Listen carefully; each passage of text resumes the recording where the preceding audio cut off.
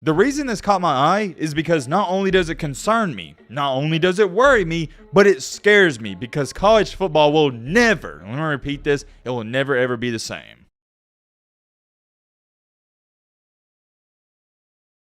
Oh man, you ever hear something and you're like, well dang, I know it's true, but I don't want to believe it's true. That's where I currently sit, and that's where I'm currently at with these Nick Saban comments. To be 104% transparent with all of you, this is just something I don't want to accept as a college football fan. Don't get me wrong, I think college football, it's as entertaining as ever, but with the good, you're also going to get the bad. That's what everything in life though. In today's video, we're going to talk about what Nick Saban has recently said. Also, we got a new update on one of the best wide receivers, if not the best wide receivers in the transfer portal. I'll give you a little hint. It looks like he might be going to a SEC school, but you didn't hear from me. And also, we got to talk about this video clip coming out where CJ Stroud, he said he felt disrespected by Quinn Ewers, the quarterback at Texas. That alone is a weird situation. I'm trying to make my intros a little shorter, trying this out. Let me know, do you like the shorter intros or longer intros? Whatever you guys want to see, that's what we'll do. All right, Matt, blah, blah, blah, shut the crap up. Oh, yeah, by the way, if you like the content, consider subscribing. All right, Matt, now, blah, blah, blah, shut the crap up. Now, without further ado,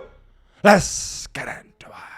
Okay, like I said, though, let me know in the comment section. Short intro, is that better? Is it not? Because I know a lot of you think I ramble too much. You think I take too long to get into the topic, and I do apologize. That's just me. Sometimes I get carried away. But first things first, where do we want to start with this? I say, let's get into this CJ Stroud topic first. I've seen this video clip floating around the internet the past couple of days, and I've had a couple of you send it to me as well. Unfortunately, I can't show the video clip because it is copyrighted, but you're not missing out on anything. The focal point is CJ Stroud said he felt disrespected when Ohio State went after and brought in Quinn Ewers. The exact word he used to describe it is he felt disrespected. The next year, they brought somebody else in. Quinn Ewers, the Texas quarterback, was the #1 player I think ever ranked. They brought him in like a week into fall camp, which is training camp for us, and I kind of felt disrespected. Here's my biggest takeaway from this. CJ Stroud has no reason to be upset whatsoever because this is a college. What do you want him to do? Stop recruiting? It's not just Ohio State. Every college out there wants to get all the 5-star recruits in the world. I'll give you a great example. Nick Saban in Alabama. Nick Saban brought in Mac Jones and Tua Tagovailoa together in the same class. But you didn't see Tua being butthurt that Nick Saban also recruited Mac Jones because that's a part of the process. This is just a terrible take from CJ Stroud. I don't understand how you can feel quote-unquote disrespected because your team is recruiting players. I mean, that's what they do. What do you want Ryan Day to say? Oh yeah, we're just gonna have one quarterback and leave it at that. Come on, man, it don't work like that. And here's my biggest thing about this. If you was keeping up with the Quinn Ewers recruitment process, you would know that he didn't even arrive on campus until 2 weeks before the first game. He didn't even have a shot of winning the starting job. Why was you worried and why did you feel disrespected they brought him in? That makes no sense. I think this is just one of those cliche and corny stories where these athletes try to create this false narrative that everybody's doubting them and they got to overcome adversity, when in reality, they don't have to. Look, man, I love you, CJ Stroud, but I can't agree with you on this one. I just can't. Moving along here to our second topic, we got to talk about Michigan State star wide receiver Keon Coleman.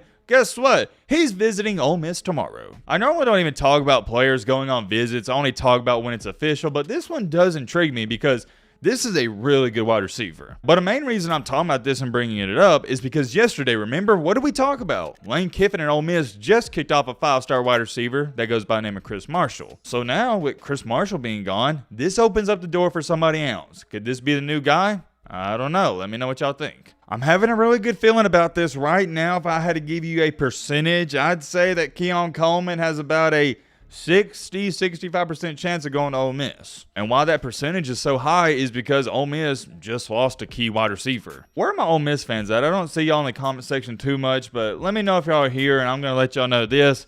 You want this guy. This could be a guy who goes off for 1,000 yards next year. This kid can play. I don't want to overcomplicate things. This kid can play. Plain and simple. Keep your eyes on that. That's something to pay attention to. But now finally, moving on to the main topic of the main encore, the main reason you clicked onto this video, we got to talk about what is going on with old Nick Saban. Good old Saint Nick. It feels like we haven't talked about Alabama or Nick Saban in about a week. Let me check. Hold on. Dang, yeah, I just looked at it. Been about 7 or 8 days. Feels good to talk about Alabama again. Feels good. The current state of this Alabama football team and program is extremely weird. We don't have a quarterback. We got not one, not two, but 3 guys battling it out. Nick Saban, I wouldn't say he's on his last leg, but he's in his last, I'd say, 6 to 8 years.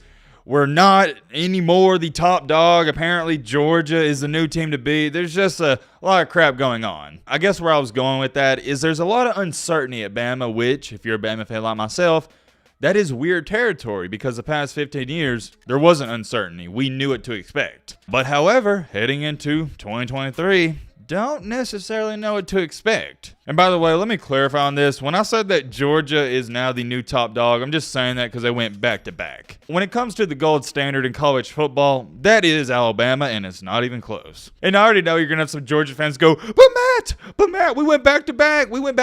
Look, man, I get it. I've given you a ton of credit for that. But just because you win 2 titles, that doesn't mean you're the gold standard. You got to do this over a 15, 20-year period. I think a lot of Georgia fans fail to understand the cold, harsh reality that you're 1-3 against Bama in your last 4 matchups. And if you want to go even farther than that, Kirby Smart is 1-4 against Nick Saban all time. Matt, shut the crap up, lock in. Sorry about that. That is besides the point. The point is, we got to talk about what Nick Saban just said. The reason this caught my eye is because not only does it concern me, not only does it worry me, but it scares me because college football will never, let me repeat this, it will never ever be the same. Here's what Nick Saban had to say on the evolution of modern offense. It used to be that good defense beats good offense. Good defense doesn't, let me repeat that, doesn't beat good offense anymore. It used to be if you had a good defense, other people weren't going to score. I'm telling you, it ain't that way anymore. I want to repeat that last part because it sticks with me. It used to be if you had a good defense, other people weren't going to score. I'm telling you, it ain't that way anymore. Wow, wow, and wow. And the first thing I thought of when I heard that, when I read it off to myself,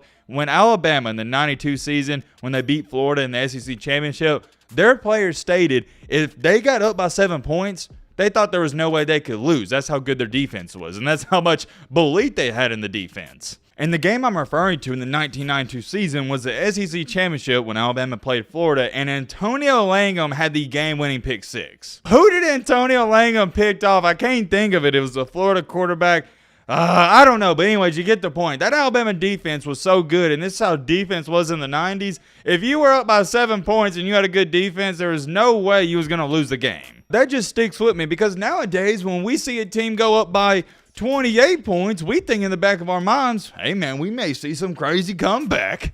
Could you imagine in the 90s if you were up by 28? There wasn't going to be no comeback. You were already putting in the third stringers. It is crazy to think just in a 20, 30-year period how much the game of college football has not only gotten, it's gotten better to a certain extent, but how much it's changed. Going back to these comments, though, from old Nicky Nick, somebody said, when every rule in college football goes against players' ability to defend, then yeah, it's hard to beat well-executed offense. And yeah, I guess I would agree with that a little bit, but not as much as most people would, because I think it's more so of offensive play callers. Offenses in general and players and athletes have gotten 10 times better. Because think about it. Who was the offensive mastermind years and years ago? The old ball coach, a.k.a. Steve Spurrier. He was so far ahead of his time, whereas now if you plugged in Steve Spurrier into 2023, he'd just be an average. I'm not saying he'd be average, but you get what I'm saying. Nobody would think he's crazy. Whereas back in the day, people thought Steve Spurrier at Florida was crazy for prioritizing offense. Everybody's like, man, what is this dude doing? It's all about defense, defense, defense.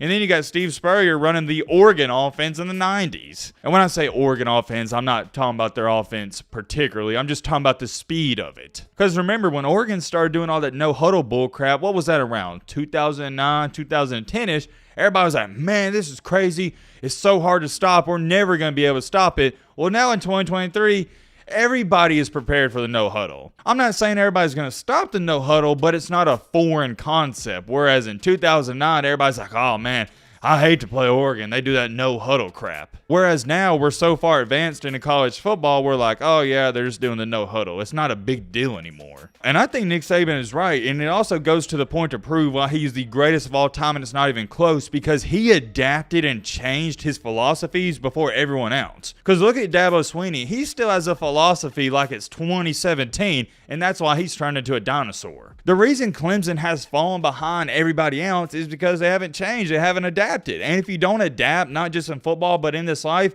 you're going to get crushed and people are going to pass you. Nick Saban saw the offensive wave coming before it actually happened, and nobody gives him enough credit for that. Saban realized around 2015, 2016, before everybody else, dang, man, it's not about defense. I need to score 40 points a game to win. The philosophy Nick Saban had in 2008, 2009, 2010 is we're going to have a decent or good offense, but our defense, they're going to be great. But now from 2017 on, Nick Saban's philosophy has been, hey, we're going to have a decent, good, maybe a really good defense, but our offense is going to be great. And it's not that his defensive schemes have gotten 10 times worse. It's just that offenses are so hard to stop. I think as college football fans, we got to look at the cold hard facts. It's hard to stop teams nowadays. The scheming and game plan some of these coaches have heading into games, it's impeccable. I mean, think about it. I want y'all to think about this. 10 years ago, if you held a team to 10 points, that was a good performance on defense, right? I think we can agree on that. You hold a team to 10 points, that was a pretty solid defensive performance. We can agree, or at least I hope we can. Whereas if you gave up, I'd say 28 points on defense, it was like, dang, man,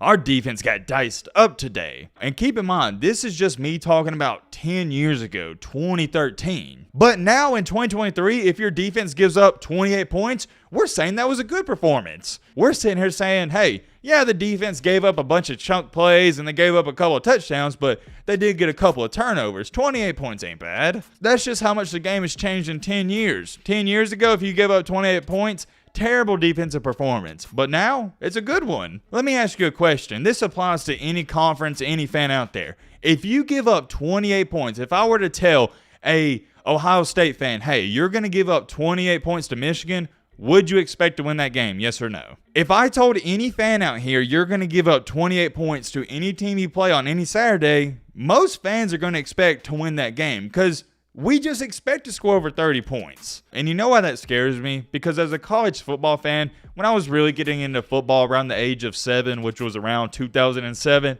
I enjoyed watching good defenses. I enjoyed watching games that were 17-10. And one of my favorite games of all time is when Alabama lost to LSU 9-6. I don't know if it's the nostalgia feeling or whatever you would label it, but I miss watching defenses battling it out, and I miss watching teams struggle to get past the 50-yard line. But now in 2023, it just feels like it's too easy. And I think what really has happened is when we're not used to scoring a bunch of points like 10, 15 years ago, it makes it that more valuable whenever you do get a touchdown or you do make a field goal. Whereas now you score a touchdown, it's like, oh yeah, another touchdown. I mean, we average 48 points per game. It's not a big deal. You see what I'm saying? The more you get of anything, the less valuable it becomes. And I was talking to one of my buddies about this when Alabama was playing Ole Miss. We couldn't stop them to save our lives. I was like, man, I just wish we could get a freaking stop. And I know a bunch of my college football fans out there, you're in the same boat as me. There is no way in the past couple of years you haven't said to yourself, man, I just hope we can get one stop. Not this quarter, but this game. Whereas 15 years ago, we're sitting here going, hey, man, I just hope we can get a touchdown. The game has changed, man. The game has changed. And looking at history, we're not going to go back. For the people that think we'll get back to the defensive ways, you've lost your mind. You know why? Because look at the facts and numbers. Ever since college football has been started and developed, scoring has only gone up the past 150 years. There's not a single sign in this world that offenses are going to get worse and defenses are going to get better. I miss watching defensive games. I really do. But hey, at least I got to witness it at one point in my life. I feel bad